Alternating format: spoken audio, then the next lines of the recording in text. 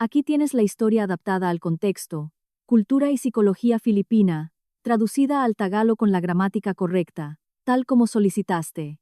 He cambiado los nombres, la gastronomía, las localizaciones, situando la trama en Filipinas, de Makati a Cebu, y he profundizado en los valores y conflictos sociales típicos de allí, como la porpamilya, el porilla, vergüenza social, ¿qué dirán? El por utang na loob, deuda de gratitud, la por pakikisama, obligación de llevarse bien, los por chismes, y la presión familiar. La extensión y la trama central se mantienen íntegras. Sumalubong sa akin ang amoy ng piniritong ulam pagkabukas ko ngang pinto. Hindi iyon akin. Sa sala ko, sa gitna ng mga kahon at mga plastic bag, 6 na tao ang lumingon sa akin. Ang biyenan kong si Nanay Teresa, nakahalukip-kip, ang mga bayaw at hipak ko, at si Andres, ang asawa ko, na may pilit na ngiti.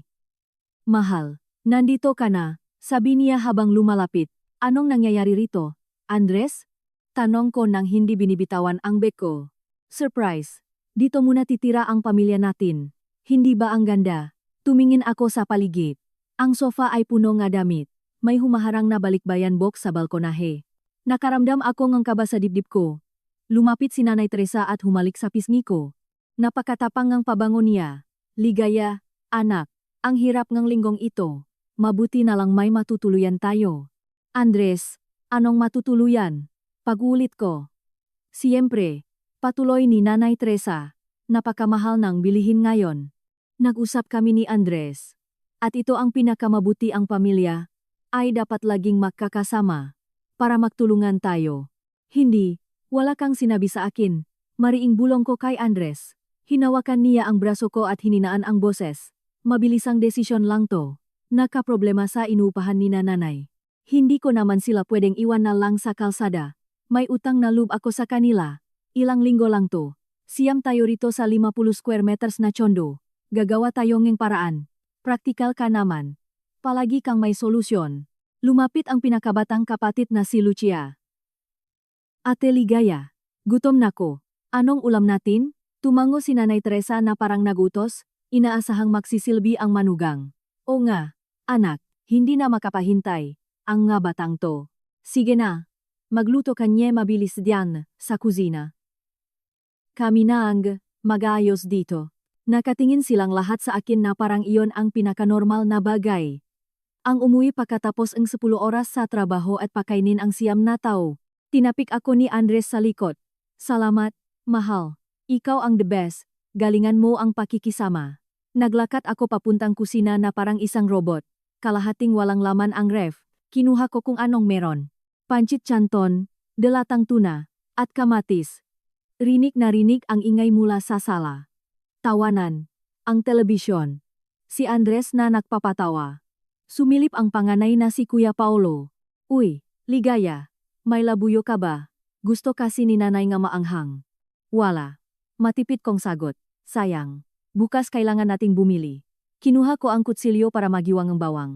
Bahagyang nanginginig ang kamay ko. Hindi ito pagod. Ibang bagay ito. Isang malamig at malinaw na bigat sa dibdib. Narinig ko si Nanay Teresa sa sala. Kailangan na ring palitan ang charpet na to. Mukhang luma na. Andres, bukas titingin tayo ng gagamit sa SM Home. Yung mas maluwag. Opo, Nay. Sagot ng asawa ko. Sunod-sunuran. Nagiwa ako ng sibuyas. Humapdi ang mamata ko. O baka ito na ang maluhang ayaw kong pakawalan. 9 na plato, 9 na kubiertos, tubig para sa lahat. Habang kumukulo ang tubig, sumandal ako sa counter. Huminga ako ng malalim. Umaabot sa akin ang usapan sa sala. Siyempre, magiging komportable tayo rito, sabi ni Nanay Teresa. Malinis sa bahay si Ligaya. At kapag may babae sa bahay, mas maayos ang lahat. Siya ang bahala sa pamamalengke at pagluluto. Ikaw, Andres, ang mahahanap buhay. Ganyan talaga kumilos ang isang pamilya. Opo, Nay, ulit ni Andres. May nasira sa loop ko. Hindi, isang pagsabog. Isang baso na tahimik na nabasag. Isang pagbabago na direksyon. Isang matinding desisyon na ginawa ko sa gitna ng matinding kalmado. Inihain ko ang pancit canton sa malaking mangkok. Nakakaawa para sa 9 na tao. Kakain na. Tawag ko nang hindi sumisigaw. Naksilapit silang lahat. Umupo sila kung saan nila kaya. Sama silya at sasahik. Tumikim si Nanay Teresa. Medyo matabang. Bukas magluluto tayo ng masarap na sinigang. Andres, bibili kang baboy ha? Siyempre, Nay. Ngumiti sa akin si Andres, humihinging suporta. Hindi ko sinuklian ang ngiti niya. Tahimik akong kumain. Pinakinggan ko ang maplano nila. Para sa weekend. Para sa susunod na buwan. Kung saan silang lahat matutulog. Kung paano namin ayusin ang buhay ko. Ang tsondo namin. Ang santuaryo kong pinasok nga ng himasok. Pagkatapos, tumayo ako para mahugas ning plato. Hinayaan lang ako ni Nanay Teresa. Tumulong si Andres sa pagdadala. Enga, mga plato. Galit ka ba? Bulong niya sa tabing na lababo. Ay hindi, sabi ko. At tuyong. Ay hindi, na ako gali. Nasa ibang lugar na ako. Isang lugar na malamig at desidido. Makikita mo, hindi naman magiging ganun kahirap. Masasanay rin sila. Makakahanap din tayo nga malilipatan nila agad. Oh, sagot ko habang binabanlawan ang plato. Nang gabing iyon sa kama namin. Mabilis na nakatulog si Andres. Mahina siyang humihilik. Nakatingin lang ako sa kisame. Rinig mula sa sala ang hilik ng kapatid niyang si Paulo. May tumutunog sa sahig sa ilalim ng kutson ng kung sino. Bumangon ako at pumunta sa maliit na balkonahe. Ang hangin ng Makati ay amoy usok at gabi. Sa ibaba, natutulog ang siyudad. Ibang nga tao sa kanilang nga bahay. Iginagalang ang kanilang espasyo. Nilabas ko ang cellphone ko. Hindi ko binuksan. Hawak ko lang sa kamay ko malamig at makinis, parang ang planong nabubuo na sa isip ko. Walang mapagtatalo, walang sigawan, walang kwenta yun. Sila ang gumawa ng sarili nilang desisyon ng walang pasabi, ng walang tanong. Ngayon, ako naman ang taya. Bumalik ako sa kama. Tumalikod si Andres. Mahal kita, bulong niya sa pagtulog. Ipinikit ko ang mga mata ko. Hindi ako sumagot. Masyado akong abala sa pakbuo nga susunod kong hakbang sa isip ko. Ang unang hakbang, siyempre, ay alamin kung ano ang karapatan ko. Tapos kumilos ng mabilis at tahimik. Laging makakasama ang pamilya. Sabi nila, tingnan natin kung hanggang kailan, isip-isip ko. At sa unang pagkakataon sa loop ng ilang oras, halos mapangiti ako. Ang makatok sa pinto ang gumising sa akin bago pa man tumunog ang alarm ko. Ligaya, ang kape. Saan mo tinatago ang brown sugar? Boses yung nipag kong si Lucia, matinis at mapaganap. Tiningnan ko ang orasan. 6:45 ng umaga. Ang alarm ko ay set. 0 Pascal. Uminga ako ng malalim. Tulog pa rin si Andres sa tabi ko. Walang alam. Sandali lang. Sagot ko ng medyo pause. Nagsuot akong robe. Pagbukas kong pinto. Nakatayo doon si Lucia. 19 anyos. Suot ang pinakamaganda kong silk robe. Ang lambot nito sabi niya na hindi man lang nagpaalam. Yung kape. Gusto ni nanay ngang matapang at kailangan natin ngang pandesal. Yung whole wheat bread mo lang ang nandiyan. Naglakad ako papuntang kusina. Narun pa rin ang kalat ng hapunan. Mga maruruming plato. Ang lamesang puno ng mumo. Si Kuya Paolo, ang panganay, ay nasa sofa bed na nagse-cellphone. Good morning, bulong niya nang hindi man lang tumitingin. Automatiko akong gumawang kape. Lumitaw si Nanay Teresa na bihis na, maayos ang buhok. Ay, anak, ang aga mo palang gumising. Mabuti yan. Makakaroon ka ngang oras para makapahanda ngang itlog at sinangak. Gusto ngang gabatayan. May trabaho po ako, Nanay Teresa. At wala akong pandesal. Di bumili. Bibigyan ka ni Andres ng pra. Mamamalengke ka mamaya para sa buong linggo. Diba? Kailangan natin ng lahat. Pumasok ako sa banyo para maligo. Nakasara ang pinto. May tao. Sigaw ang isa ko pang hipak na si Sarah. Nahintay ako ang 10 minuto. 15. Mahina kong kumatok sa pinto. Sarah, kailangan ko nang pumasok sa trabaho. Lalabas na. Huwag kang atat. 7:30 na siya lumabas. Baha sa loob ng banyo. Mga basang tuwalya sa lapag. Ang blower ko na mainit pa rin sa ibabaw ng lababo. Wala ng toilet paper. Naligo ako sa loob ng 5 minuto. Hindi ko na napatuyo ang buhok ko. Paglabas ko, nagalmusal si Andres. Nagbabasa ng balita sa cellphone. Hinihimas kang nanay niya ang likot niya. Anak, kailangan mong kumain ng marami. Ang tuyo nitong tinapay. Ligaya. Walang mantekilya. Wala. Sabi ko habang nagmamadaling magbihis. Isulat mo na lang sa listahan. Sabi ni Nanay Teresa, na parang sekretarya niya ako. Andres.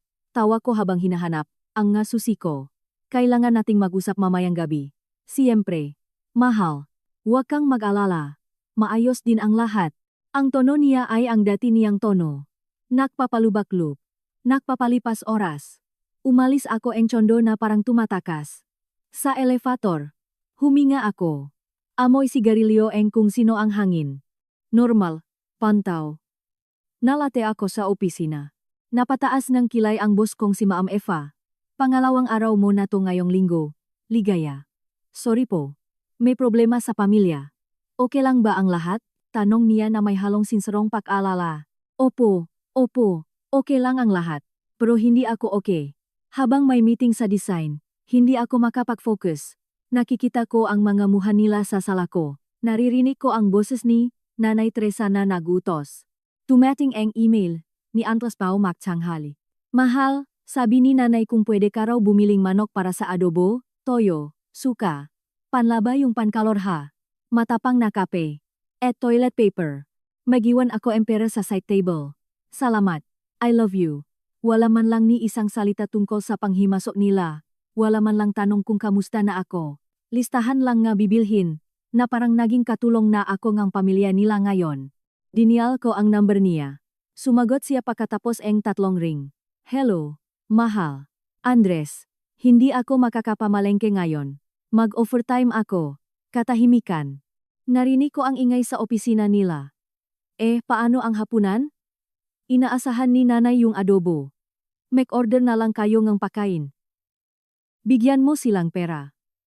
Ligaya. Huwag ka namang ganyan. Pamilya ko sila at bahay ko to, sabi niya, sabay hinangang boses. At buhay ko to. Hindi mo man lang ito kinonsulta sa akin. Emergency kasi. Sinabi ko na sayo. Ilang linggo lang to. Hindi. Hindi to ilang linggo. Walang kasiguraduhan kung hanggang kailan. At hindi ako pumapayag. Ibinaba ko ang telepono. Nanginginig ang nga kamay ko. Hindi sa lungkot, kundi sa galit. Purong galit, malinaw, na nagbibigay sa akin ng kakaibang tapang. Pagdating ng lunch break, hindi ako sumama sa makatrabaho ko.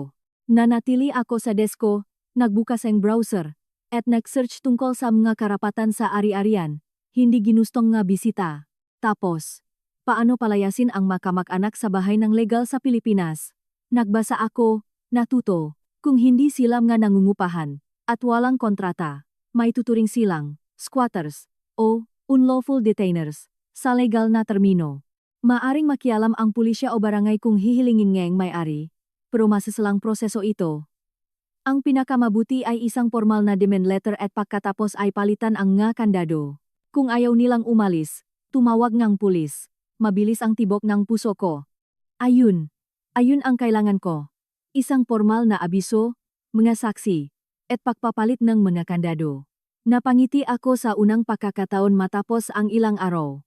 May plano ako. Paglabas ng trabaho, dumaan ako sa isang bookstore. Bumili ako ng isang maliit na notebook na matigas ang pabalat at sobre. Tapos, pumunta ako sa isang tahimik na kapehan, umorder ng kape, at isinulat ng malinaw at mariin sa unang pahina. Tala ng nga pangyayari. Marso 18, 2026, nga hindi imbitadong bisita sa sarili kong pag-ari. At sinimulan kong isulat ang lahat. Ang pagdating ng walang pasabi, ang paghiling ng hapunan, ang pag-okupa sa mga espasyo, ang listahan ng mabibilhin na ipinadala ng asawa ko. Bawat detalye ay ebidensya ko. Pagkatapos, sa isang hiwalay na papel, gumawa akong graph. Notice to vacate. Ipinapaalam sa mga sumusunod na individual na hindi kayo autorisadong residente sa property na ito. Ang nga pangalan, Teresa, Paolo, Sara, Lucia, ang dalawang nakababatang kapatid. At may bukol sa lalamunan na idinagdag ko. Andres Garcia Lopez, asawa. Kung hindi siya kakampi sa akin, isa na rin siya sa kanila. Itinaho ko ang notebook sa bag ko, nakbayat para sa kape, at nilanghap ang hangin ng hapon. Sa unang pagkakataon, naramdaman kong nabawi ko ang kontrol.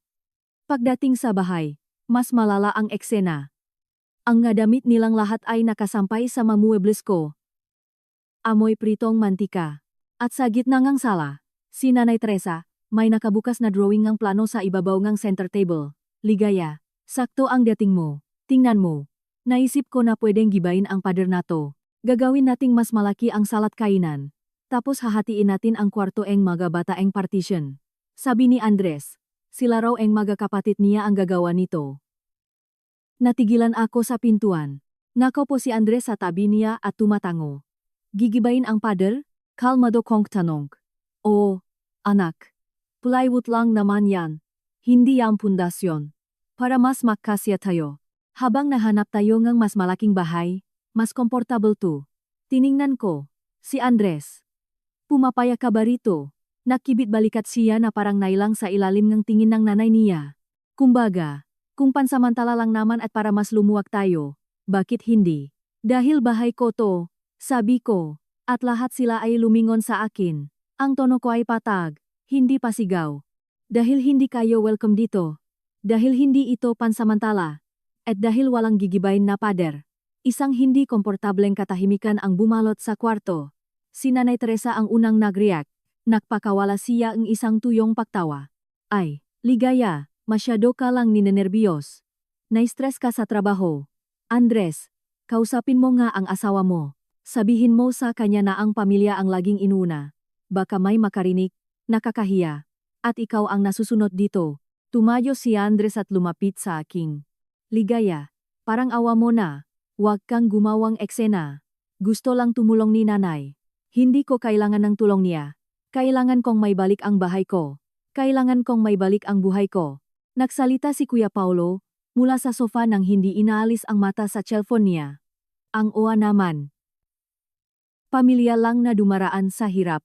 Ikaw na may magandang trabaho, sana man lang may konti kang awa at marunong kang makisama. Awa at pakikisama. Ang masalitang ginagamit pang-pressure, ang pinakaarmas nila. Tiningnan ko ang sarili ko mula sa labas, isang makasariling babae na pinakakaitan ng masisilungan ang pamilya ng asawa niya, walang utang na loob. Ganyan ang magiging tingin nila sa akin. Tinalikuran ko sila at pumunta sa kwarto namin. Isinara ko ang pinto. Hindi ko nilok. Isinara ko lang. Umupo ako sa kama. Naririnig ko ang magulungan mula sa sala. Ang boses ni Nanay Teresa na nagpaplano at kay Andres na sinusubukang pakalmahin ang sitwasyon. Kinuha ko ang notebook sa bag at sa ilalim eng petsa ngayon. Isinulat ko, pagtatangkang baguhin ang istruktura eng bahay nang wala akong pahintulot. Mungkahi nagibain ang pader, kakunsaba ang asawa. Itinatanggi nila ang kalubhaan ng panghihimasok. Gumagamit ng emosyonal na dahilan pamilya at hiya. Para bigyang katwiran ang walang taning na pagtira. Tapos idinagdag ko, layunin. Formal na demand letter sa lubang 48 oras. Pagpapalit ang mga kandado, abogado, saksi, Carla. Carla, ang best friend ko. Family lawyer siya. Hindi siya nag-asikaso ng real estate. Pero alam niya kung kanino lalapit. Binuksan ko ang cellphone ko. Nagpadala ako sa kanya ng mensahe. Carla, absolute emergency. Breakfast bukas ng maaga. Kailangan ko ng eviction lawyer. Magaling at walang awa. At kailangan kong saksi. Pwede ka ba? Dumating ang sagot sa loob ilang segundo. Ligaya, anong nangyari? Siyempre naman. 8 sa paborito nating kapehan. Magdala kang asukal. Mukhang matapang to. Ngumiti ako. Ang isang plano ay nangangailangan ng koponan. Kahit isang tao lang iyon. May kumatok sa pinto. Ligaya. Boses ni Andres. Lumabas ka. Parang awa mo na. Mag-usap tayo bilang nga matatanda. Mga matatanda. Siya na nagdalang-anim na tao para tumira kasama namin nang hindi man lang nagtatanong. Siya na nagpaplanong gumibang mapader.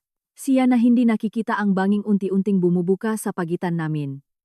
Hindi ngayon. Andres, busy ako. Ligaya, nakakatawa na to. Ang boses niya ay inis. Oh, sabi ko sa likod ng pinto. Nakakatawa. Tama. Narinig ko ang mabibigat niyang hakbang papalayo. Nasiyahan ako. Binuksan ko ang aparador. Kumuha ngang maliit na maleta at dahan-dahang pinuno iyon ngang nga mahahalagang gamit. Nga damit para sa ilang araw. Nga dokumento, laptop, ang notebook. Hindi pa ako alis, pero handa ako. Tulad ng sabi ni Nanay Teresa, ang pamilya ang laging inuna. Pinoprotektahan niya ang kanya. Ngayon, poprotektahan ko ang akin. Kinaumagahan, gumising ako bago magmadaling araw. Nakatago na sa aparador ang maleta. Humihilik si Andres. Tahimik akong nagbihis at lumabas ang kwarto. Sa sala, natutulog ang makapatid niya sa mabanik. Amoy tulog at maruruming damit. Lumabas akong kondo ng walang ingay. Sa labas, ang malamig na hangin ng umaga sa Makati ay naglinis ng ngabaga ko. Huminga ako ng malalim. Naramdaman ko ang kalayaan. Panandalian nga lang. Dumating ako sa kapehan kung saan kami makikita ni Carla. Naroon na siya na may 2 kape at pandesal sa lamesa. Nag-aalala ang ekspresyon niya. Ikwento mo sa akin lahat, sabi niya ng walang palihoy-lihoy. At ikinuwento ko, lahat, ang pagdating, ang ngademan, ang planong gibayin ang pader, ang listahan sa grocery, ang masunuring tingin ni Andres sa nanay niya. Nang matapos ako, ibinaba ni Carla, ang kape niya. Ligaya, isa itong pambihirang kasong squatting o unlawful detainer. Alam ko, anong magagawa ko sa legal na paraan? Pangalan mo lang ang nasa titulo, di ba? Oh, binili ko ito bago pa man kami makasal. Akin ito. Perfect. Kung ganoon, simpleng bisita lang sila. Mga bisita na sumobra na. Una, demand letter para umalis sila. Bibigyan mo sila ang taning. 48 oras ay sapat na. Kung hindi sila alis, palitan mo ang kandado. At kung magmamatigas silang lumabas, tumawa ka ang PNP o barangay. Sila ang tutulong para paalisin sila. Si Andres, tanong ko na may kaunting panginginig sa boses. Ipinatong ni Carla ang kamay niya sa kamay ko. Isa rin si Andres sa kanila. Wala siya sa panik mo. Naging trespasser siya nang magdala siya nga 6 na tao nang hindi nagtatanong sa iyo. I'm sorry, sis. Tumango ako. Tama siya. Ang sakit ay isang malamig na tuldok sa dibdib ko. Pero mas matimbang ang kalinawan ng isip ko. Kailangan ko ng locksmith at saksi. Kung pwede ka. Saksi, oh. Pero para sa pagpapaalis, mas mabuti kung pulis. Sasama ako sa araw na ibibigay mo ang letter. At may kilala akong abogado. Si Ati, Miguel Santos. Isa siyang pating. Tutulungan ka niya sa letter. Isinulat ko ang number. Uminom ako ang kape. May konkreto na akong plano. Mga hakbang. Hindi lang ito basta galit. Isa itong diskarte. Salamat, Carla. Huwag kang magpasalamat. Gawin mo lang. At kapag pumutok na to, dito ka muna tumira sa akin. Handa na yung sofa bed. Ngumiti ako. Totu. Punong-puno ang pasasalamat ang lalamunan ko. Pagbalik sa Chondo. Magulo pa rin ang sitwasyon. Sumisigaw si Nanay Teresa sa kusina. Walang juice. Nakalimutan lahat ni Ligaya. Andres, hindi pwede to. Masama ang timpla ni Andres nang tingnan niya ako pagpasok ko. Saan ka galing? Ilang araw ka nang kakaiba? Nagtrabaho. Sabi ko habang sinasabit ang jacket ko. Ning 7 ng umaga. Hindi ba pwedeng magtrabaho nganuan kaaga lalo na kung ang bahay mo ay hindi na matirhan? Lumabas si Nanay Teresa mula sa kusina. Ah! Nandiyan ka na pala. Kailangan kong mamili ka ngayon. Nasa ref ang listahan. At dumaan ka sa botika. Kailangan ko ang gamot ko. Tinitigan ko siya ng maigi, hindi dahil sa galit, kundi dahil sa pag-usisa. Parang isang siyentipiko na pinagmamasdan ang isang kakaibang insekto. Hindi ako mamamalengke, Nanay Teresa, at hindi rin ako pupunta sa botika. May trabaho ako. Napanganga siya. Nakialam si Andres. Ligaya, parang awa mo na. Huwag ka nang magsimula. Hindi ako nagsisimula ng kahit ano. Andres, ikaw ang nagsimula nito. Tatapusin ko lang. Bumaksak ang mga salita ko sa kwarto na parang mga bato. Si Kuya Paolo mula sa sofa ay nagbuntong hininga. Ang arte. Mamamalengke lang eh. Hindi.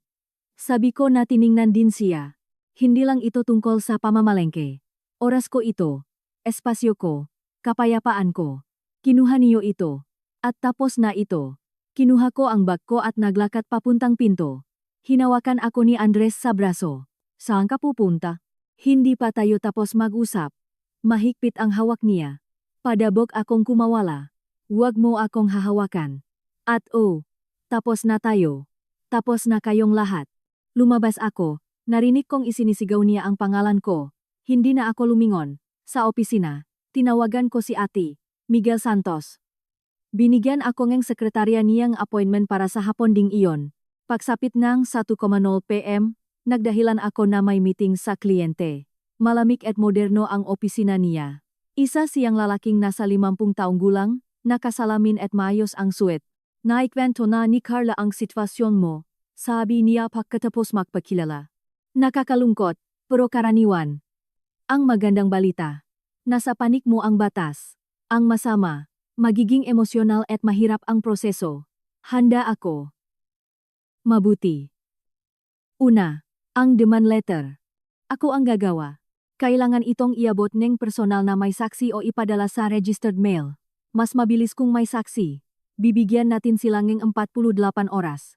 Kung hindi sila alis, palitan mo ang kandado. Irerekomenda ko sa iyo ang isang mapagkakatiwalaang locksmith. Sa araw ng pagpapalit ng kandado, mas maganda kung may pulis ka na kasama. Pwede kang tumawag sa presinto at ipaliwanag ang sitwasyon. Darating sila. Karapatan mo iyan bilang may-ari. At kung ayaw nilang tanggapin ang sulat, iwanan mo ito sa lugar na makikita sa loob ng bahay at videohan mo gamit ang cellphone bilang ebidensya. O pwede ring nandun ang saksi mo. Sapat na iyon. Tumango ako. Malinaw ang lahat. Sistematiko.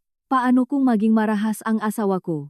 Seryoso akong tiningnan ni Miguel Santos. Kung mangyari iyon, tumawag ka agad ng pulis at humingi ng protection order, pero sana hindi umabot sa ganun. Kadalasan, kapag nakita nila ang demand letter at ang locksmith, sumusuko ang karamihan. Pumirma ako ng special power of attorney para makakilos siya sa anggalan ko. Nagbayad ako ng down payment. Lumabas ako ng opisina bitbit ang isang folder. Sa loob, may 3 kopya ng notice. Tig-isa para sa mga matatanda. Teresa, Paulo, Andres, at isa para sa akin. Malamig at formal ang teksto. Notice to vacate. Kayo ay nasa property na matatagpuan sa address ng walang express consent ng May. Aring si Ligaya Marti. Binibigyan kayo ng 48 oras para kusang lisanin ang nasabing ari-arian. Pagkatapos ang palugit na ito, papalitan ang nga kandado, at kung sakaling lumaban, hihingi kami ng tulong sa kapulisan. Matitinding salita. Pinal. Sa labas. Tiningnan ko ang cellphone ko. Maraming missed calls mula kay Andres. Isang text. Nasaan ka? Kailangan nating mag-usap. Hindi na pwedeng magpatuloy ang ganito. Tama siya. Hindi na ito pwedeng magpatuloy. Nagdesisyon akong hindi na bumalik sa opisina. Pumunta ako sa isang public library. Umupo ako sa isang tahimik na lamesa. Nilabas ko ang notebook ko.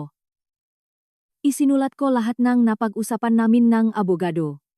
Ang mahakbang, manumero, at ang pangalan ng locksmith na inirekomenda ni Miguel, si Mang George.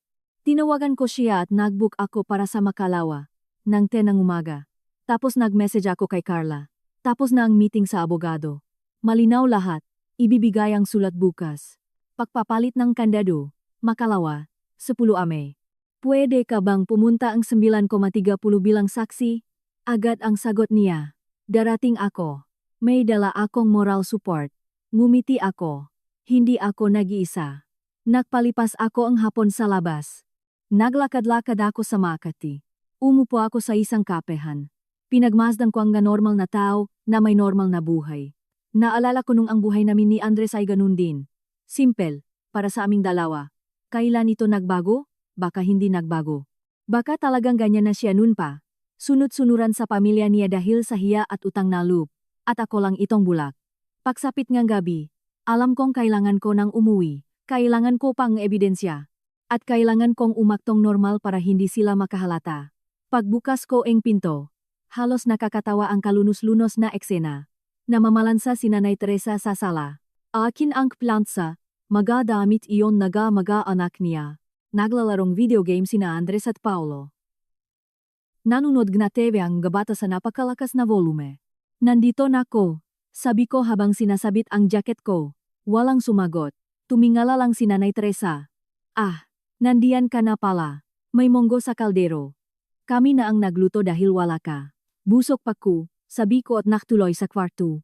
Sumunod si Andres. Isinara niya ang pinto. Ipapaliwanag mo ba kung anong nangyayari? 2 araw ka nang nawawala. Trabaho. Andres.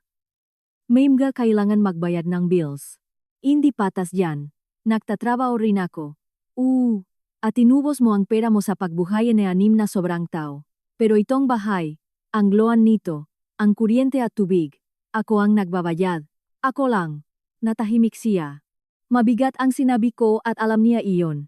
Pamilya ko sila, mahinang sabi niya pagkatapos. At asawa mo ako. Mukhang kailangan mong mamili. Nanigas ang tingin niya. Huwag mo akong bigyan ng ultimatum, Ligaya. Hindi ito ultimatum, katotohanan ito, sila o ako. Nakapili ka na nga eh. Lumabas ako ng kwarto. Pumunta ako ng banyo. Inilok ang pinto. At binuksan ko ang voice recorder sa cellphone ko. Ipinatong ko ito sa ibabaw ng lababo. Medyo nakatago sa likod ng tuwalya. Tapos lumabas ako at pumunta sa kusina. Naglilikpit si Nanay Teresa ng mga plato. Kailangan niyo bang tulong? Tanong ko sa normal na boses. Hindi, tapos na. Bukas ikaw na ang maghahanda ng hapunan ha. Sariwang isda. Magdadala si Andres Senegabangus. Nanay Teresa. Sabi ko habang nakasandal sa counter. Ano ba talaga ang plano sa mahabang panahon? Dito ba kayo titira? Tiningnan niya ako ng may ngitinging pagiging superior. Aba, anak, mahirap ang buhay. Ang taas ng renta. Naisip namin na habang nandito kami, makakulong kami sa mga gastusin. Siyempre, at pag nakaanak na kayo ni Andres, nandito ako para mag-alaga. Ganyan ang pamilyang Pilipino, nagtutulungan. Nire-record ng cellphone sa banyo ang lahat ng sinasabi niya. Bawat salita. Paano kung ayaw kong makaanak? Kalmado kong tanong. Halatang nandiri siya sa sinabi ko. Ano bang sinasabi mo? Siyempre gugustuhin mo. Lahat ng babay gusto iyan. At sigurado liliit ang bahay na to. Pero pwede namang gawan ng extension ni Andres at ng makapatid niya. Sa taas ng roof deck, pwedeng gumawang ng isa pang kwarto. Tumango siya na parang iyon ang pinakalohikal na plano sa mundo. Ang bahay ko, ang buhay ko, ayusin ayon sa gusto niya. Habang buhay. Kaya pala, sabi ko, huwag kang mag-alala, anak, sabi niya habang nagpupunas ng kamay sa apron. Maayos din ang lahat, kailangan lang ng pasensya at pagmamahal sa pamilya. Oh, sabi ko, pasensya. Lumabas ako ng kusina. Kinuha ang cellphone ko sa banyo. Pinatigil ang recording. At itinago. Ginto ito. Ito ang ebidensya na balak nilang manatili ng walang taning, na ang plano nila ay angkinin ang espasyo ko, ang kinabukasan ko. Nang gabing iyon, natulog akong nakadamit. Sinubukan akong yakapin ni Andres. Lumayo ako. Hanggang kailan, Ligaya, bulong niya sa dilim. Hindi na matagal, sagot ko, at totoo iyon. Kinabukasan na ang simulang katapusan. Tumuno ang alarm ko ang alas 6. Tahimik akong bumangon. Natutulog si Andres. Sa labas, sabay-sabay ang hilik sa tsondo. Nagbihis ako ang damit pang opisina, pero hindi ako papasok. Sa bag ko, nakatiklop ang 3 kopyang notis na parang pabigat na tingga. Kinuha ko ang malatang inihanda ko, at inilagay ko sa tabing pinto. Walang nagising. Sa labas, kulay abo ang langit. Umuambon sa Maynila. Pumunta ako sa nakasanayan naming kapehan. Naroon na si Charla. May 2 kape at seryosong mukha. Handa ka na? Tanong niya. Handa na. Tumango ako habang binababa ang maleta sa tabi ko. Nakausap ko si Ate Miguel. Ayos na ang lahat. 48 oras mula sa pagbibigay. Bukas ngang alas 10, yung locksmith. Nedesyatrizata ako. Ng 11, kung kailangan, ang pulis. Salamat, Carla. Huwag kang magpasalamat sakin. Pabor lang. Huwag kang bibigay. Para na rin sa kabutihan mo. Uminom akong kape na kasing pait ng nakabaras sa lalamunan ko. Pagsapit ng 8:30 umakyat kami sa elevator. Ang tunog ng makina ay parang simula ng isang bagay na hindi na pwedeng bawiin. Hinawakan ako ni Carla sa braso. Isang mabilis na pagsuporta. Pagbukas ng pinto, busy na sila sa pag-aalmusal. Nagpiprito ang itlog si Nanay Teresa. Nagtotoes ang tinapay si Paulo. Nagsisigawan ang mabata sa sala. Si Andres, nakapajama, nakbabasa ang balita sa cellphone. Natigilan silang, lahat pagkakita sa amin. Si Carla, nasuot ang kanyang blazer at pormang abogada, ay mukhang isang sisna sa kulungan ng mga manok. Magandang umaga. Sabi ni Carla na may profesional na ngiti. Sino ka? Tanong ni Nanay Teresa hawak ang sandok. Ako po si Carla, kaibigan ni Ligaya at isa pong saksi. Saksi saan? Tumayo si Andres at tumingin sa akin. Bumaba ang tingin niya sa maleta ko. Nagbago ang mukha niya. Anong nangyayari? Alis ka? Hindi, sabi ko, at nakakapagtakang malinaw ang boses ko sa mausok na kusina. Hindi ako alis, kayo ang alis. Kinuha ko ang mga sobresabag ko at ipinatong ito sa lamesa na may mansang palaman. Ano yan? Tanong ni Paolo habang lumalapit. Ito ay isang formal na notice to vacate na naka-address kina Teresa Garcia, Paolo Martinez, Sara Martinez, Lucia Martinez, David Martinez, at Luis Martinez. At para sayo, Andres, kayo ay hindi autorisadong nakatira sa property na ito. Mayroon kayong 48 oras simula ngayon para kusang lisanin ang bahay na ito. Isang matinding katahimikan. Tanging talsik ng mantika sa kawali ang naririnig. Si Nanay Teresa ang unang nagreact. Nagpakawala siyang isang tuyo, at pilit na tawa. Ang baduy ngang biro niyo. Andres, sabihan mo nga ang asawa mo na itigil na tong drama niya. Pero hindi nakatingin sa akin si Andres. Nakatingin siya sa sobre na may pangalan niya. Kinuha niya ito at binuksan. Tiningnan ng kanyang mamata ang legal na teksto, ang pirma ng abogado, at ang letterhead. Namutla siya. Ligaya, seryoso ba to? Seryosong seryoso. Si Carla ang saksi sa pagtanggap ninyo. Ang taning ay mapapaso sa Makalawa. Eksaktong 8:30 ng umaga. Kung hanggang sa oras na yun ay hindi pa kayo umaalis, papalitan ang lahat ng kandado. At kung lalaban kayo, tatawagin ang PNP para paalisin kayo. Pulis, hinampas ni Paulo ang lamesa. Kababaliwan to. Pamilya mo kami. Hindi ko kayo pamilya. Kayong lahat ay mga nanghihimasok. At bahay ko to. Pinatay ni Teresa ang kalan. Dahan-dahan siyang lumapit. Ang tingin niya ay parang yelo. Wala kang utang na loop. Pinatuloy ka namin sa pamilya namin tapos ganyan ang igaganti mo. Wala akong hininging pintong bubuksan niyo at lalo na ang bahay ko. Nakapagsalita na rin si Andres. Isang garalgal na sigaw, punong galit at ng isa pang bagay, takot. Hindi mo to pwedeng gawin, bahay ko rin to. Hindi, Andres, hindi. Sa akin lang nakapangalan ang titulo, hindi ikaw ang nagbabayad ng utang sa bangko. Legal na ikaw ay squatter din, katulad nila. Nakita kong lumunok siya. Ito ang unang pagkakataon na nakita ko siyang nag-alinlangan. Unang pagkakataon na ang malamig na katotohanan ay bumasak sa bula ang katapatan niya sa kanyang pamilya. Palalayasin mo ang sarili mong pamilya. Ako, basak ang boses niya. Hindi kita pinapalayas. Pinapapili kita. Mamili ka, ako o sila. Pero hindi na kayo pwedeng manatiling pito dito. May 48 oras ka para mag-isip. Inabutan ko si Jaene isa pang sobre. Hindi selyado. Ito ay para sayo. Isang blankong papel. Isa itong alok.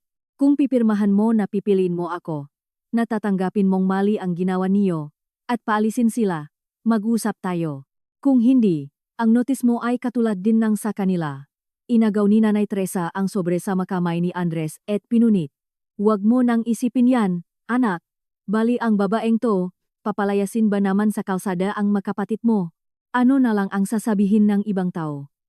Wala akong pakialam sa sasabihin ng ibang tao. Kalmado kong sabi. Ang mahalaga sa akin ay ang buhay ko na sinira ninyo.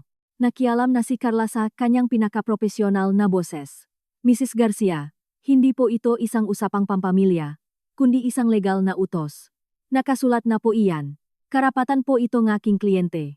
Ang payo ko po sa inyo ay gamitin ninyo ang maoras na ito para maghanap ng malilipatan upang maiwasan ang sapilitang pagpapaalis na mas magiging traumatiko para sa lahat, lalo na sa mga bata. Tinamaan sila ng mabanggit ang nga bata. Tiningnan ni Nanay Teresa ang dalawa niyang maliliit na anak na sumisilip mula sa sala at takot na takot. Magademonyo kayo, bulong niya na may matinding put na halos mahawakan na.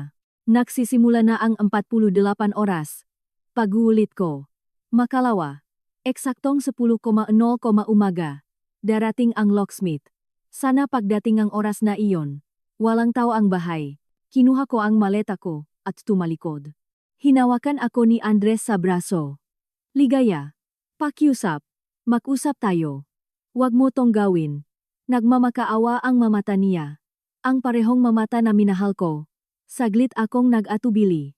Nakita ko saglit ang lalaking pinakasalan ko, hindi ang estrangherong nasa harapan ko. Pero tumingin ako sa likuran niya. Sa nanay niyang nakahalukip-kip. Sa kapatid niyang nakakuyom pa rin ang kamao. Sa kusinang punong gamit nila. Ng kalat nila. Ng pag-okupa nila. Nag-usap na tayo, Andres. Hindi ka nakinig sa akin. Ngayon, makinig ka rito. Mayroon kang 48 oras. Binitawan niya ako. Bumagsak ang kamay niya. Parang nakita ko kung paano tuluyang nasira ang lahat. Walang ingay, kundi isang malalim na katahimikan na binasak lamang ng hikbingang isa sa mga hipa ko. Lumabas na kami ni Carla. Isinara ko ang pinto. Hindi ko ito narinig na bumaksak. Tanging ang pinal na peklik ng lock ang narinig ko. Nanginginig ang ngabinti ko sa elevator. Sumandal ako sa pader. Okay ka lang? Tanong ni Carla. Oh, hindi. Hindi ko alam. Ang galing mo, matapang at malinaw. Sinira ko na ang kasal ko. Hindi. Sila ang sumira. Pinulot mo lang ang nga piraso at umiwas sa sugat. Lumabas kami sa kalye. Tumigil na ang ulan. Ang hangin ay amoy basang semento ang lungsod. Saan ka pupunta? Tanong ni Carla. Sa sofa bed mo, kung pwede pa rin. Siyempre, Tara. Habang naglalakad kami, nag-vibrate ang cellphone ko ng paulit-ulit. Andres, Teresa, Paulo, mga unknown number. Malamang mga tito at tita at pinsan. Ini-silent ko ito. I-block mo na sila, sabi ni Carla. Kahit ngayon lang, ayokong marinig ang masasabihin nila. Gusto ko lang malaman kung hanggang saan sila kaya. Tumunok ulit. Si Andres. Sinagot ko. Hello, Ligaya? Para sa Diyos. Bumalik ka. Mausap tayo. Nababalik ka na. Nasaan ka? Hindi ako babalik hanggang hindi kayo umaalis. Malinaw ang nga kondisyon. Andres. Pamilya ko sila. Hindi ko sila pwedeng itapon sa kalsada. Di sumama ka sa kanila. Pero iwan niyo ang bahay ko. Bahay natin to. Hindi. Hindi to bahay natin. Paalam. Andres, ibinaba ko ang telepono. Blinok ko ang numero niya. Tapos kay Nanay Teresa. Tapos lahat ng tumatawag sa akin. Natahimik ang cellphone. Isang kakaibang katahimikan, nakakatakot pero nakakagaan ng loop. Sa Tondo ni Carla, sa Salcedo Village, lahat ay mayos at tahimik. Isang malaking sofa, malinis na kumot. Katahimikan. Anong kailangan mo? Tanong niya. Isang matapang na kape at pwedeng makigamit ng printer. Kailangan kong mag-email sa boss ko. Emergency sa pamilya. Hindi muna ako papasok. Sige. Habang nagtitimpla si Carla, umupo ako sa sofa. Binuksan ko ang email ko. Sumulat ako kay Mameva, ang boss ko. Subject, family emergency. Kailangan ko po ng ilang araw na leave without pay. Ipapaliwanag ko po kapag mayos na lahat. Pasensya na po. Dumating agad ang sagot sa ilang minuto. Ligaya. Take all the time you need. Andito lang ang kwesto mo. Ingat. Isang bukol ang pasasalamat ang sumakal sa lalamunan ko. Sa wakas, may isang bahagi ng buhay ko na hindi magulo. Dinalhan ako ni Carla ng kape. Tahimik kaming nakaupo ng ilang sandali. Ano kayang gagawin nila? Tanong niya. Hindi ko alam. Mataas ang pride ni Nanay Teresa. Baka magmamatigas. Pero si Andres, takot siya. Baka subukan niyang kausapin sila, o baka hindi. At kung hindi sila alis, papalitan ko ang gakandado at tatawaga ako enige pulis. Paano kung manatili sa loob si Andres at hindi alis? O kung may sirang siya? May mga pictures ako kung paano ang ayos ang bahay at ang recording. At nandiyan ang abogado, at ikaw. Uminga ako ng malalim. Handa ako sa anumang mangyari. Tumango si Carla. Sige, magpahinga ka muna. Mahaba ang araw bukas. Pero hindi ako makapagpahinga. Umikot ang utak ko. Binuksan ko ang notebook ko. Isinulat ko. Day 1 pagkatapos magbigay ng notice. 9:15 AM ibinigay ang notice. Saksi si Carla. Reaksyon. Hindi makapaniwala. Galit. Pag-guilt trip. Nawala sa sarili si Andres. Naging bayolente si Teresa. Hinampas ni Paulo ang lamesa. Blinok ko ang lahat ng numero. Maliban sa asawa ko para bantayan ang mga pagbabanta. Bukas, 10 am, Locksmith. 10:30, Carla. 11 am, PNP kung kailangan. Isinara ko ang notebook. Sumandal ako sa sofa. Tahimik na tahimik. Walang TV. Walang sigawan. Walang yaba ng ibang tao. Tanging ang malayong tunog lang ng trapiko. At doon, sa kauna-unahang pagkakataon matapos ang ilang araw, umiyak ako. Hindi dahil sa lungkot, kundi dahil sa ginhawa, sanay pong galit, at sa bigat ng pinasok ko. Hindi nagsalita si Carla. Inabutan niya akong tisyu at nanatili sa tabi ko hanggang sa makatulog ako. Pagod na pagod, habang unti-unting sumisinag ang araw mula sa bintana. Pagsapit ng 9:45 ng umaga kinabukasan, nasa labas na ako ng building ko. Hindi ako nag-iisa. Sa kaliwa ko, naroon si Carla hawak ang leather folder niya at seryosong mukha. Sa kanan ko, si Mang George, ang malaking locksmith na inirekomenda ng abogado. At sa likuran, 2 pulis ng PNP, isang lalaki at isang babae. Naging maunawain sila nang tumawag ako sa presinto at nagpaliwanag. Kayo po ang nag-isang may-ari sa titulo, ma'am? Tanong ng pulis sa telepono kahapon. Opo, sa akin lang po nakapangalan. At may mataong ayaw umalis kahit na binigyan ko ng notice. Opo, naiintindihan po namin. Magpapadala kami ng tao. Pero ma'am, andun lang po kami para maiwasan ang gulo. Kung magpisikalan sila, mahabang proseso po iyon at dadaan sa korte. Sana hindi humantong sa ganun. Sana nga, huminga ako ng malalim. Amoy ng sariwang kape sa kabilang kalsada. Handa na? Tanong ni Carla. Handa na. Umakyat kami. Parang mas mabagal ngayon ang elevator. Buhat ni Mang George ang mabigat niyang toolbox. Tahimik ang mga pulis. Profesional. Pagdating sa pinto ko, nangining ng kaunti ang kamay ko nang kunin ko ang susi. Hinawakan ni Carla ang balikat ko para kumalma ako. Ipinasok ko ang susi. Pinihit. Itinulak. Tahimik sa loob. Amoy mantika at tulok. Sa sala, natutulog ang manakababatang kapatid sa papag. Nakapatay ang TV.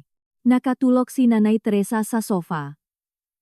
Nakabukas ang bibig at humihilik si Paolo sa isang upuan. Wala si Andres. Malamang nasa kwarto. Nakagawa ang ingay ang pagpasok naming apat. Nagising agad si Paolo. Kumurap na naguguluhan. Ano? Dumilat si Nanay Teresa. Tinitigan ako. At nakita ang nga pulis. Nawala ang antok sa mukha niya. At naging matinding put sa look ngang ilang segundo. Anong ibig sabihin nito? Sabi niya sabay tayo. Puno ngang kamandak ang boses niya. Ibig sabihin, tapos na ang oras ninyo. Sabi ko, hindi nanginig ang boses ko.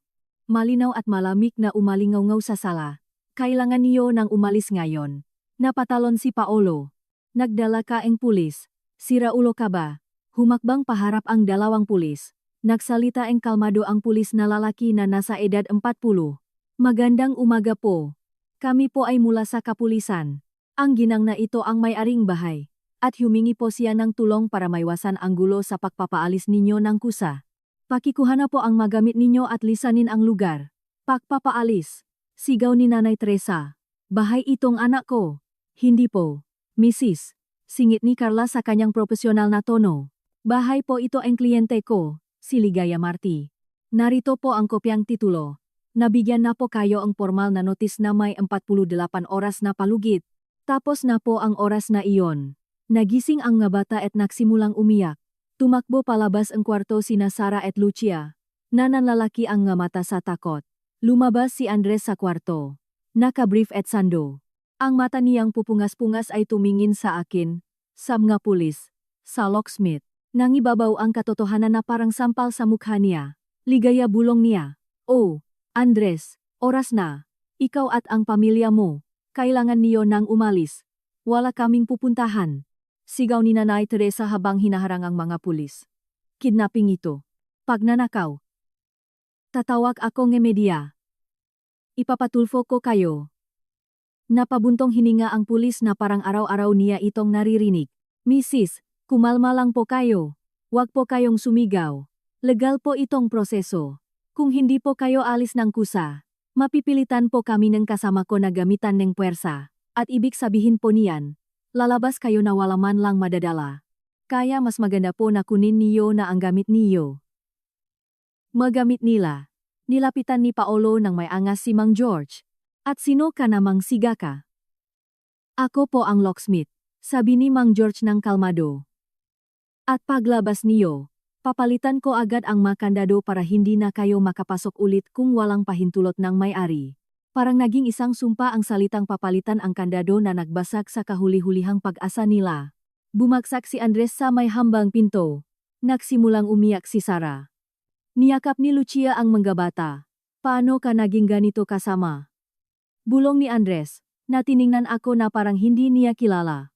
Pagkatapos ng lahat, pagkatapos ng 7 taon, ang tanong, Andres, paano mo nagawang maging ganyan? Sagot ko habang inilalabas mula sa bag ang titulo at deed of sale. Paano mo nagawang magdala ng 6 na tao sa bahay ko, sa buhay natin, nang hindi nagtatanong? Hindi ito kasamaan. Ito ang tawag na kinahinatnan ng ginawa niyo. Ipinakita ko ang papel sa mapulis. Tiningnan iyon ng pulis na babae at tumango. Siya po ang may-ari. Wala na po tayong pag-usapan. Nakatira ang anak ko rito. Sigaw ni Nanay Teresa habang hinihila ang braso ni Andres. May karapatan siya. Bilang kasama sa bahay na walang titulo, binigyan na rin po siya ng parehong palugit. Matiyagang sabi ni Charla. At tapos na rin po yun. Ngayon, kukunin niyo ang ngagamit niyo. O tutulungan kayo ng nga pulis na ilabas yan. Isang tensyonadong katahimikan ang bumalot. Punong-punong put at kawalan ng pag-asa. Halos sugurin na ni Paolo si Mang George. Naging alerto ang nga pulis. Si Andres ang sumira sa tensyon. Sa nanginginih na boses, sabi niya, Nay, tama na. Tiningnan namin siyang lahat. May luha siya sa mamata. Andres, hindi. Makaawa ni Nanay Teresa. Tumigil ka. Sigaw niya, nasa sobrang gulat. Napaatras pati ang nanay niya. Tumigil na kayong lahat. Hindi niyo ba nakikita? Wala na. Napanalo na niya, napalayas na niya tayo. At tama siya. Hindi to bahay niya. Bahay to ni Ligaya. Itinuro niya ang buong bahay sa isang malungkot na galaw. Ako. Pinili ko kayo. Nay. Pinili ko kayong lahat at natalo ako. Sige. Maglikpit na kayo. Alis na tayo. Ang nga salitang puno ng pakatalo ay mas naging epektibo kaysa sa pagbabantang ng pulis. Napahagulgol si Nanay Teresa sa sofa. Mahinang nakmura si Paolo, tumalikod, at nagsimulang ibato ang nga damit sa backpack. Sina Sara at Lucia na umiyak ay nagayos din negamite negamiabata. Ang sumunod na 40 minuto ay parang hindi toto. Nagbabantay ang megapulis ng matiyaga sa may pinto. Naghihintay sa labas si Mang George. Nagsusulat si Charla sa maliit niyang notebook habang ako, parang nanaginip na pinagmamasdan ang pamilyang sumirang ang buhay ko. Unti-anting winawasak palabas ng pinto, mga maleta, plastic bags, kahon ng sapatos, at natitiklop na foam. Walang tigil sa pag-iyak ang gahipak ko. Ang nga bata, natatakot na nagtatanong kung saan sila pupunta. Walang sumagot sa kanila. Si Nanay Teresa ang pinakahuling naglikpit. Sinadya niyang bagalan ang kilos niya. Puno nga tinding galit sa bawat galaw niya. Nang matapos siya, humarap siya sa akin. Namamaga sa pag-iyak ang muha niya. Pero kasing lamig pa rin ng yelo ang nga mata niya. Isa kang babaeng walang puso. Hindi ka naging bahaging ng pamilyang ito at hindi ka magiging. Mabubulok kang makisa sa walang kwentang bahay na ito at magsisisi ka. Paalam, Nanay Teresa. Sabi ko na hindi pinuputol ang tingin. Dinuraan niya ang paanan ko. Isang totoong dura sa kahoy na sahik na daan-daang beses ko nang nilinis. Naging alerto ang nga pulis, pero hindi ako kumibo. Tiningnan ko lang ang dura, at tiningnan siya. Linisin mo yan. Mariin na utos ang pulis na lalaki. Nanisik ang mata ni Nanay Teresa. Pero sa ilalim nege tingin nege pulis. Kumuha siya ng tissue at lumuhot para punasan ang sariling dura. Ito na ang huli niyang kahihiyan. Kinuha niya ang bag at lumabas ng hindi lumilingon. Nawalan ngang tao ang tsondo.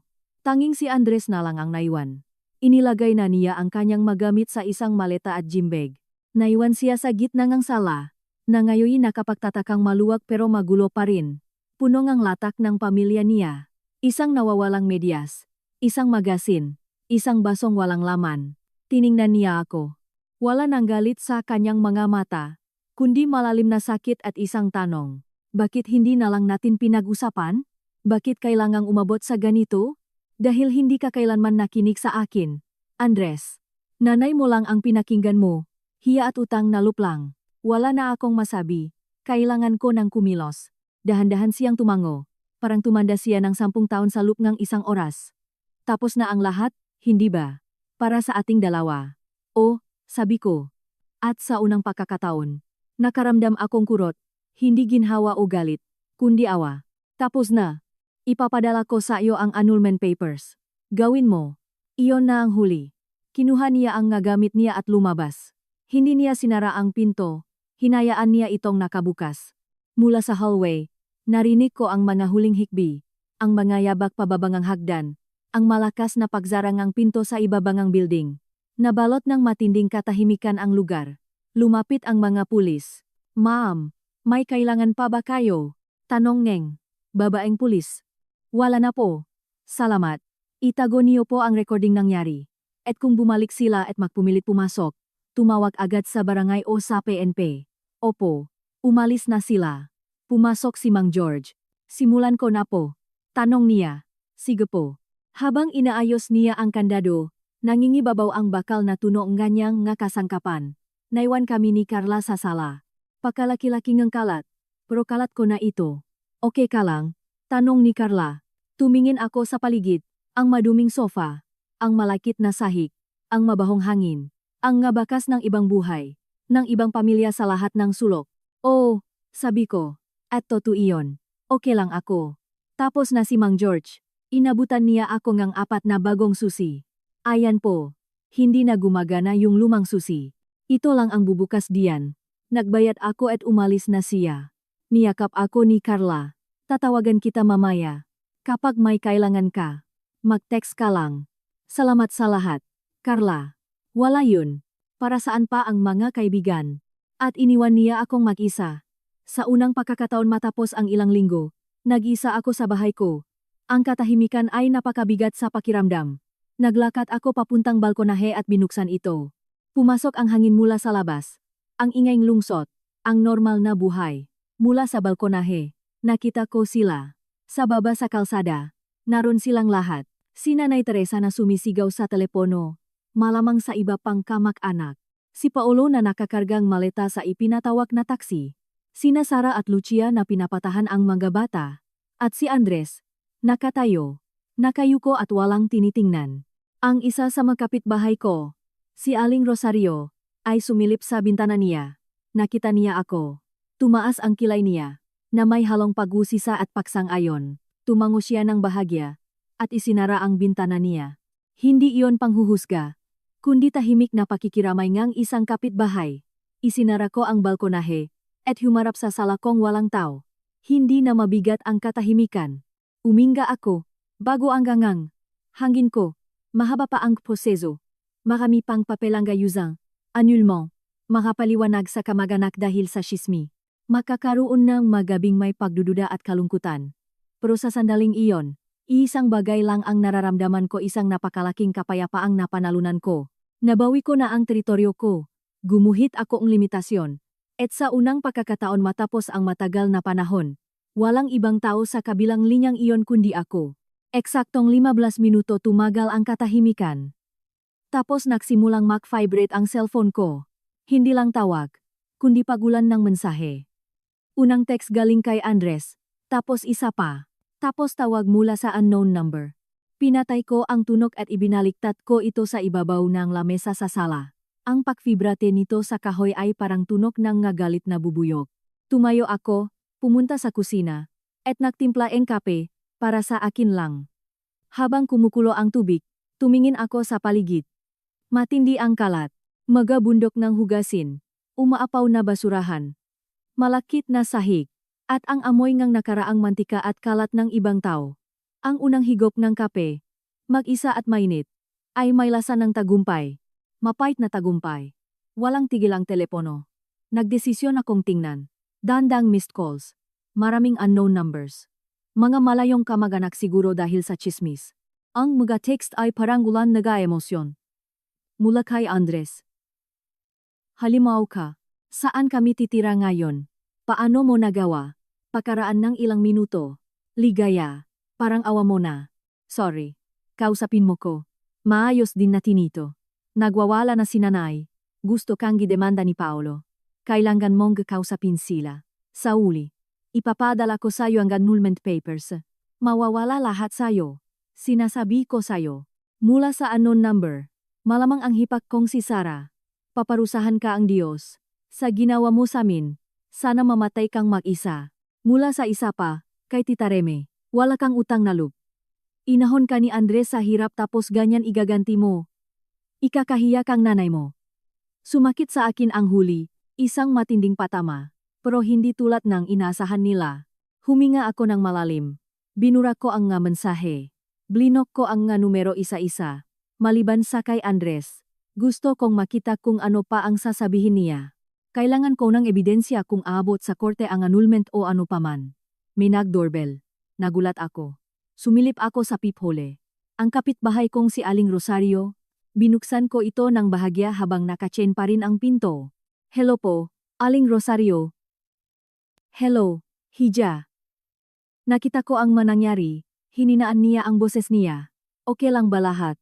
Opo, maayos na po. Mabuti. Sumusobra na sila. Alam mo ba? Ang ingay, ang mag-away, pambabastos. Ginawa mo lang ang dapat mong gawin. Ang kanyang masalita ay nakakagaan ng loop. Tumango ako. Salamat po. Kung may kailangan ka, kumatok ka lang sa pinto ko. Kahit asukal o anuman. Isinara ko ang pinto. Hindi ako nag-iisa. Kahit paano. Nagdesisyon akong magsimulang maglinis. Hindi para sa kanila. Para sa akin. Nagpatuktok ako ng malakas. Isang rock na kanta at inatake ang kusina.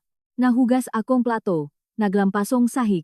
Nagtapon ng basura. At naglinis ng counter. Parang terapi iyon. Sa bawat mansa na nawawala. Nakukuha ko pabalik ang isang piraso ng buhay ko. Habang nakpupunas, tumunok muli ang telepono. Kapatid ko namang si Marta. Ligaya. Diyos ko. Anong nangyari? Tumawag si Andres. Palayas mo daw sila sa kalsada. Toto ba? Oo, Toto. Katahimikan sa kabilang linya. Tapos isang malalim na buntong hininga. Ligaya. Hindi ba masyadong sobra yon? Pamilya niya yun. Sana pinag-usapan niyo o gumawa kayo ng ibang paraan. Nakakahiya, sa mga kamag-anak. Kinausap ko, Marta. Hindi sila nakinig. Ang solusyon lang ay ang umalis sila pero hindi nila ginawa. Kaya gumawa akong hakbang. Pero sa kalsada talaga. At si Andres, asawa mo. Ang asawang nagdala ng 6 na tao sa bahay na hindi man lang nagpaalam. Ang lalaking pumayak na gawin akong katulong ng nanay niya dahil daw sa pakikisama at utang na loob. Wala na ang asawang yun. Ay, kapatid ko. Ang boses niya ay halatang nag-alala. Sira na ang pamilya natin dahil dito. Magagalit sina mama at papa. Ano na lang sasabihin ng ibang tao? Ayan na naman ang magic word. Ano na lang sasabihin ng ibang tao? Marta, makinig ka mabuti. Wala akong pakialam sa chismis o sasabihin ng iba. Kapayapaan ko ang mahalaga. At nakuha ko na ito. Kung hindi mo naiintindihan, sorry, pero hindi ako makikipagtalo. Talaga namang napakatigas ng ulo mo. Oh, at sa wakas ang pagiging matigas ng ulo ko ang nagligtas sa buhay ko. Kailangan ko ng ibaba. Naglilinis akong bahay. Pinatay ko ang tawag. Hindi ko siya blinok. Kapatid ko siya. Pero iniwan ang tawag niya ang mapait na lasa sa bunganga ko. Matigas ang ulo. Dahil ipinaglaban ko ang akin. Tumunok na naman ang doorbell. Mas malakas na gayon. Sumilip ako sa peephole. Hindi kapitbahay, kundi si Paolo, ang bayaw ko, at may kasama pa siyang malaking lalaki. Kaibigan o pinsan. Kumatok siya sa pinto ng malakas. Ligaya, alam kong nandiyan ka. Buksan mo to. Mag-uusap tayo. Kumabog ng mabilis ang puso ko. Pero hindi dahil sa takot, kundi sa galit, purong galit. Lumapit ako sa pinto. Hindi ko binuksan.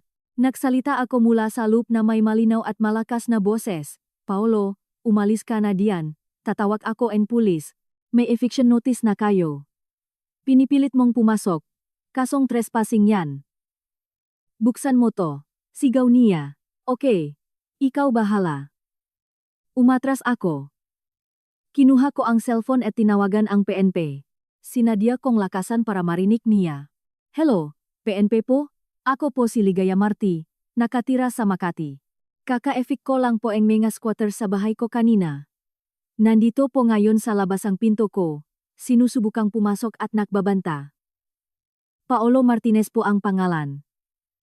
Kailangan ko po ang tulong agad. Siguradong narinig ito ni Paolo.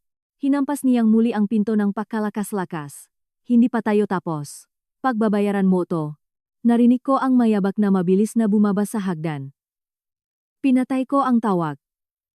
Nakasandal ako sa pinto. Nanginginig ang magkamay ko, pero okay lang. Gumana ito. Nasa paniko ang batas. Nakpalipas ako. Ang hapon sa paglilinis. Inilagay ko sa maitim na trash bags ang lahat ng natira nilang gamit at basura. Iniwan ko iyon sa labas ng pinto. Tumawag din ako ang locksmith para magpakabit ang bagong chain lock. Hindi ako tiwala na walang kopya ang lumang susi si Paolo. Pagsapit ng gabi, malinis ang tsondo, walang tao, at sa akin na. Nagluto ako ang simpleng hapunan, tortang itlog, at kumain mag-isa sa sala habang nanunuot ang TV. Walang kwenta ang pinapanood ko. Ini-enjoy ko lang ang katahimikan. Tumawag si Charla. Kumusta ka na, sundalo? Buhay? Malinis at nagugutom. May bagong balita? Pumunta si Paolo para magbanta. Umalis din nang makunwari akong tatawag ng pulis. Tumawag ang kapatid ko. At umiyak. At si Andres nagpapadala ng text mula sa pagmamakaawa hanggang sa pagbabanta. Typical. Panghawakan mo lang. Ang unang gabi ang pinakamahirap. Magsasawa rin yan. Diyan ka ba matutulog? Nakakabit na ang chain lock at may kutsilyo sa ilalim ng kama, just in case. Ligaya. Ayaw mo ba talagang pumunta rito? Hindi. Bahay ko to. At hindi ko hahayaang palayasin nila ako ulit dahil sa takot. Mas matapang ka pa sa akin. Basta tumawag ka lang kung may mangyari, kahit anong oras. Salamat, Carla. Pinatay ko ang tawag, at nahanda sa pagtulog. Ang lakingang kama nang wala si Andres. Malamig, pero comfortable. Huminga ako. Perpekto ang katahimikan. At mula sa kawalan, biglang dumating ang pakiramdam na walang laman ang loob ko. Hindi takot, hindi galit. Ang tanong. At ngayon, ano na? Nanalo ako sa laban. Nabawi ko ang teritoryo ko. Pero ang giyera sa loob ko ay nagsisimula pa lang. Sinunok ko na ang tulay. Pinasabok ko na. At sa kabila nito ay walang natira. Walang asawa. Walang biyenan. Kahit gaano pa sila kasama. Wala. Niyugyok ako ng maikling hikbi. Walang luha. Kundi dahil sa labis na pagod, ginhawa, at purong kalungkutan. Ibinuhos ko lahat sa unan. Hindi ko hahayaan na may makarinig sa pag-iyak ko. Kahit pa ang sarili ko. Nakatulog akong nakabukas ang ilaw sa sala at napanaginipang bumubukas ang pinto. Pumasok silang lahat ng tahimik at naupo sa sofa. Tinititigan ako habang hindi ako makasigaw o makagalaw. Nagising akong pawis na pawis. Alas, 3 ng madaling araw. Tahimik ang paligid. Tumayo ako. Pumunta sa pinto. Nakakabit pa rin ang chain lock. Buo pa ang kandado. Huminga ako. Pumunta ako sa kusina at uminom tubig. Mula sa bintana. Tahimik ang lungsot. Patuloy lang ang normal na buhay ng iba. Nag-iisa ako, pero ligtas ako. Iyon ang pagkakaiba. Dati, kasama ko sila, pero nasa panganib ako. Ngayon, nag-iisa ako, pero ligtas ako. Mas pinili ko ang kaligtasan. Nag-vibrate ulit ang cellphone. Huling text mula kay Andres ng madaling araw. Nakipag-usap na ako sa abogado. Bukas simulan na natin ang annulment. Sana masaya kang nag-iisa ka. Dahil yan na lang ang meron ka. Binasa ko. Tapos binura ko. Pinatay ko ang cellphone. Bukas. Panibagong araw na. Isang araw na walang sigawan. Walang inaasahan. Walang nanghihimasok. Isang araw para magsimulang bumuo ang bago. Mula sa pundasyon ang katahimikan. Pinayagan din ako nitong bumalik sa kama at nakatulog ng mahimbing hanggang sa pumasok ang liwanag ang umaga sa bintana ang malinis kong kwarto. Dumating ang umaga kasama ang bagong tunog. Katahimikan. Mabagal akong nagising. Isang alon ang ginhawa. Kasunod ang matinding kaba. Ang dumaan sa akin. Paano kung bumalik sila? Tumalon ako mula sa kama. Sinuri ang pinto, ang chain, at ang bagong kandado. Nawala na rin ang plastik ng basura sa labas. Patuloy ang takbo ng mundo. Nagtimpla ako ng kape at binuksan ang laptop. 2 inbox ang puno. Isa para sa trabaho, Ang isa naman ay pagbaha ng notification sa social media. Sa Facebook, puno ang profile ko nga post mula sa mga malalayong tito at pinsan ni Andres na hindi ko man lang kilala. Mapicture ngang masayang pamilya. Mga madramang caption. Pamilya muna bago lahat. Wala kang utang na loob. Ang pamilyang winasa ang kasakiman. Walang nakbanggit ng pangalan ko. Hindi na kailangan. Sa mga comments, may nagtatanong na pinsan, ano pong nangyari? Sumagot ang hipag kong si Sarah. Madrama at patago. Hindi po pwedeng sabihin. Ipagdasal na lang po natin yung nga taong makasarili. Isinara ko ang Facebook. Hindi ako sasagot. Pero ang bukol sa sikmura ko ay lalong humigpit. Tumunog ang cellphone ko. Nanay ko. Huminga ako ng malalim bago sumagot. Anak ko. Pagod at malungkot ang boses niya. Hello, Ma. Nasabi na siguro ni Marta sa inyo. Hindi ako makapaniwala. Pinalayas mo sila sa kalsada. Tumawa ka pang ang pulis. Opo, Ma. Ginawa ko yun. Pero paano si Andres? Pinalayas mo rin ba siya? Siya ang pumiling sumama sa kanila. Hindi ko siya pinalayas. Siya ang umalis. Asawa mo siya. Ligaya. 7 taon kayong nagsama. Sa pulis at barangay ba pinag-usapan ang away pamilya? Nakakahiya. Nanginginig ang boses niya sa galit. Hindi ko pa siya pinagtaasan ng boses. Pero iba ngayon. Ma, makinig ka. Hindi to away pamilya. Panghihimasok to. 6 na tao ang tumira sa bahay ko nang walang pasabi para makitira habang buhay. Ginawa nila akong katulong. Kinampihan sila ni Andres at hindi ako. Ano bang gusto mong gawin ko? Maging habang buhay na alilangang gagarkiya dahil sa pakikisama at utang na loob na sinasabi nila, madali itong pag-usapan. May paraan palagi. Wala na, Ma. Sinubukan ko. Hindi sila nakinig, inangkin pa nila lahat. Kaya ako ang gumawa ng solusyon. Kung hindi niyo to maintindihan, patawad. Pero hindi ako nagsisisi. Katahimikan, tapos isang malalim na buntong hininga. Galit na galit ang papa mo. Sabi niya sobrang kawalang galang daw sa pamilya ng asawa. Kailanman ay hindi nakasundo si papa at ang pamilya ni Andres. Dapat naiintindihan niya ako. Naintindihan ng papa mo ang pride, pero hindi ang pagiging malupit. Ang salitang galing sa bibig ng nanay ko ay mas masakit pa sa lahat ng text ng ibang tao. Hindi pagiging malupit iyon, Ma, kundi pagiging matatag. May pinakaiba iyon. At kailangan ko sana nakakampi ko kayo, o kahit man lang huwag kayong kalaban. Lagi kaming nasa panik mo, pero paminsan-minsan nakakatakot ka na. Masyado kang padalos-dalos. Ibinaba ko ang telepono na, may mapait na lasa sa lalamunan. Kahit nanay ko hindi ako maintindihan.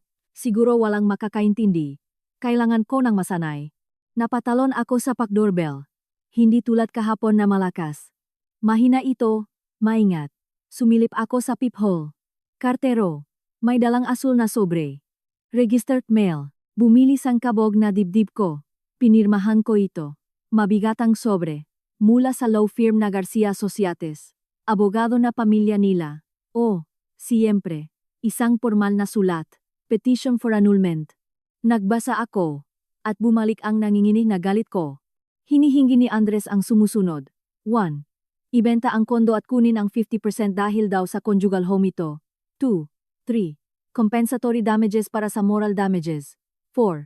5. Ako ang sasagot. Sa lahat, NG, gasto sa abogado. 6. Baliw na talaga siya. Wala siyang karapatan. Akin ang tsondo na binili bago pa man kami ikasal. Pero malinaw ang plano niya. Takutin ako, gawin akong sumuko, o palutangin ako sa gastos sa abogado. Kinuha ko ang cellphone at tinawagan ko si Ate Miguel Santos. Ma'am Marty, nakita ko na. Sabi niya nang hindi na hello. Normal na panakot yan, walang kwenta, pero normal. Huwag tayong atras. Ano pong gagawin natin? Gagawa ako ng sagot. Itatanggi natin lahat. Igigit natin na sayo lang ang property. At sasagot tayo ng countersuit na humihingi ng danyos dahil sa unlawful detainer nila. Isasama natin lahat ng resibo ng locksmith, deep cleaning, at professional fee ko. Napangiti ako. Gusto ko yan. Ipadala niyo po kaagad. Paniguradong matatalo sila. Binaba ko ang telepono. Mas gumaan ang pakiramdam ko. May kalasak ako at espada. Sa hapon, namili ako sa grocery. Para sa isang tao na lang. Parang therapy din iyon. Binili ko ang mga paborito ko. Matapang na keso, mamahaling olive, wine. Walang pagkain na pangsiam na tao. Pagbalik ko bitbit ang dalawang magaan na bag, nakasalubong ko si Aling Rosario sa lobby. Ay, Ineng, nandiyan ka pala. May nahanap sayo. Isang tita Reme. Galing daw siyang probinsya. Halatang galit at tinatanong kung asan ka. Sabi ko hindi ka narito nakatira. Umalis siya, pero halatang hindi naniniwala. Salamat po, Aling Rosario. Kung may mahanap po ulit, pakisabi na lang lumipat na ko. Huwag kang mag-alala. Andito lang kaming nga kapitbahay. Umakyat ako sa tsondo ko nang pakiramdam ko ay minamanmanan ako. Ang bungangrang si Tita Reme. Talagang gagawa sila ng iskandalo. Pagsapit ng alas 7 ng gabi, tumunog ang landline ko mula sa unknown number. Hello, Ligaya. Ako ito si Tita Reme. Ang boses niya ay maligasgas at puno ng paninisi. Hi, Tita Reme. Hindi ko alam na pamilya pala tayo. Huwag kang pilosopo. Nakausap ko si Teresa. Ang biyenan mo. Wasak na wasak. Umiyak ang mabata sa murang motel. Yan ba gusto mo? Ang gusto ko, Tita Reme. Mabuhay ang tahimik sa sarili kong bahay. Ang gusto nila, angkinin iyon. At natalo sila. Bahay iyon kang pamilya dahil asawa mo si Andres. Wala kang kwentang asawa. Wala kang pakikisama at utang na loob. Inahon ka ni Andres. Tapos ganyan ang ganti mo. Sawang-sawa na ako sa linyang ito. Nagdesisyon akong lumaban. Alam mo ba, Tita Reme, may recording akong kapatid mo na nagsasabi na titira sila sa bahay ko habang buhay. Nakapanakaanak ako, siya ang masusunod sa bahay. Nagigibay nila ang maapader ko. Gusto mo bang marinig? Gusto mong isend ko sa group chat ng pamilya ninyo para malaman ngang lahat na hindi siya biktima kundi magnanakaong gahay. Katahimikan sa kabilang linya. Puro. Imbento mo lang yan. Totoo yan at nakarecord. Kaya sabihin mo sa kapatid mo, itigil na ang chismis at paninira sa Facebook. Dahil kung may makita pa akong isang post na nagpapaawa kayo, ipapakalat ko sa lahat ang toto. Naintindihan mo? Hay, hindi mo magagawa. Subukan niyo ko. At wag na wakan ang tatawag, Tita Reme. Binaba ko ang telepono. Nanginginig ang makamay ko sa adrenaline, sa kapangyarihan. Gumanti ako at gumana iyon. Ilang minuto lang. Pagbukas ko ang Facebook, isa-isang nabura ang mga post, pati kay Tita Reme. Tapos sa mapinsan. Umepekto ang panakot ko. Sigurado mag-isip silang mabuti, bago sila mag-post ulit NG chismis. Nang gabing iyon, nagbukas ako ang wine.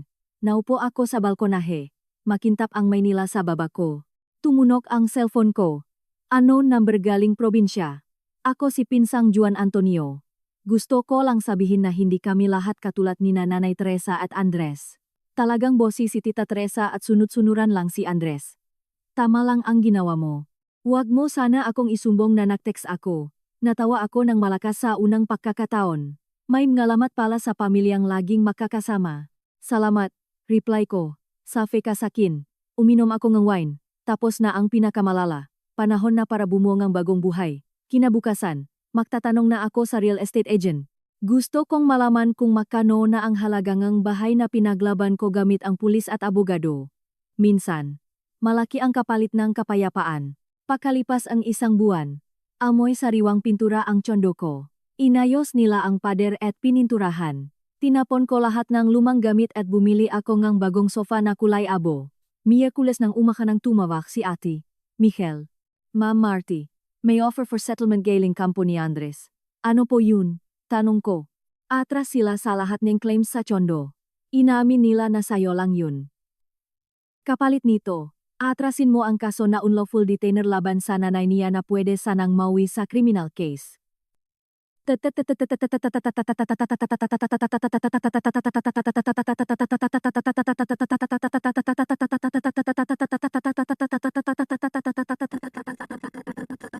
At magmumutual.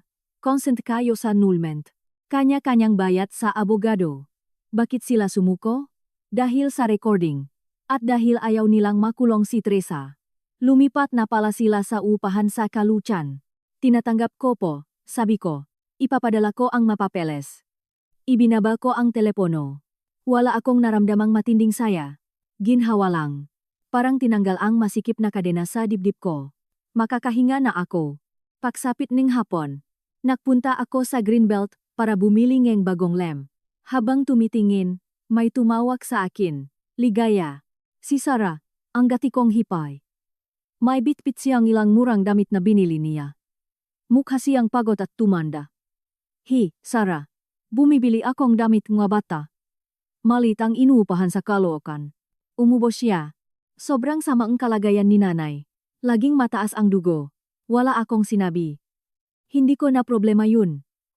Nagtatrabaho ng doble si Andres para sa upa. Ayaw na daw niya kitang makita. Same, kalmado kong sabi. Naging tahimik. May gusto pa sana siyang sabihin siguro insulto o paghingi ng tulong. Pero sa huli, tumalikot lang siya at lumakat palayo na mukhang natalo sa buhay. Dulot niya ambisyon at paninira niya inanila. Kinabukasan, pinirmaan ko na ang annulment papers. Sa gabi, nakita kami ni Carla sa poblasyon sa Makati. Uminom kami ng wine at kumain energy sisig. Cheers, sabi ni Carla. Para sa ari-arian at bagong kandado. Cheers, para sa mga kaibigang kasama mo sa laban. Uminom kami. At ngayon, ano na? Ligaya? Lilipat ako sa Cebu. Na-approve ang pag-transfer ko sa branch namin dun. Nagulat si Carla. Cebu? Alis ka ng Maynila? Kailangan ko ng bagong simula. Bagong hangin. Yung walang makakasalubong na kamag-anak ni Andres sa grocery. Paano tong tsondo? Ipapaupa ko. Kukuha akong ahente. Sakto pambayad ng renta ko sa Cebu. May sobra pa. Ngumiti si Carla. Mamimiss kita, babaeng matapang. At ako rin sayo. Isang flight lang ang Cebu. Makalipas ang isang linggo, nakatayo ako, sa sala na wala ng gamit, bukod sa maleta ko. Ang tsondo ay malinis na at naghihintay sa magabagong upa. Isang mag-asawang foreign architect, gusto nila ang liwanag at location ng lugar. Hindi ko kinwento ang nakaraan ng bahay. Huling pag-ikot ko na ito. Naging kampo ko ito at naging palasyo, pero ngayon isa na lang itong magandang tsondo sa Makati. Nabawi ko na ang kapayapaan, at nabigyan ako nito ng kalayaan. Tumunok ang cellphone ko. Kapatid kong si Marta. Hello. Sabi ni Mama, aalis ka raw papuntang Cebu. Next week, Ligaya. Naiintindihan ko na kung bakit mo yun ginawa. Gusto ka naming makasama sa linggo para sa pamilya bago ka umalis. Medyo lumuwag ang nararamdaman ko. Pupunta ako. Ingat ka sa Cebu ha. Huwag ka lang maging masyadong manhit. Hindi ako manhit, Marta. Praktikal lang ako. Binaba ko ang telepono. Tiningnan ko ang balkona. Palubog na ang araw sa Maynila, kulay orange. Naalala ko ang una kong pagpasok sa pintong ito na puno ng pag-asa. Pagkatapos, ang paglabas kasama ang nga pulis. Minsan para ipagtanggol ang sarili mo. Hindi lang boundaries ang kailangan mong pader na mataas. At kailangan mong lumayo sa pader na iyon. Kinuha ko ang maleta ko. Lumabas. Nilok ko ito. Isang pinal at nakakagaan na click. Pagbaba ko, nagdidilik si Aling Rosario ng mahalaman niya. Alis ka na, Ineng. Opo, Aling Rosario. Salamat po sa lahat. Andito lang ako. Babantayan ko mabagong upa dito. Ngumiti ako. Lumabas ako ng building. Mainit ang hangin. Naghihintay ang sasakyan ko papuntang airport. Bago pumasok, tumingin ako sa huling pagkakataon sa bintana ko. Hindi na ito ang aking bintana, kundi isang bintana lang. At hindi na ako ang inabusong asawa na walang utang na loob. Ako na si Ligaya. May maleta, may bagong trabaho, at may kinabukasang sariling-sarili ko lang. Sa airport po, sabi ko sa driver. Umandar ang sasakyan at naiwan na ang kalyang ito sa nakaraan. Panahon na para magsimulang muli sa bagong lugar. Dala-dala ang susi ang sarili kong buhay sa aking bulsa.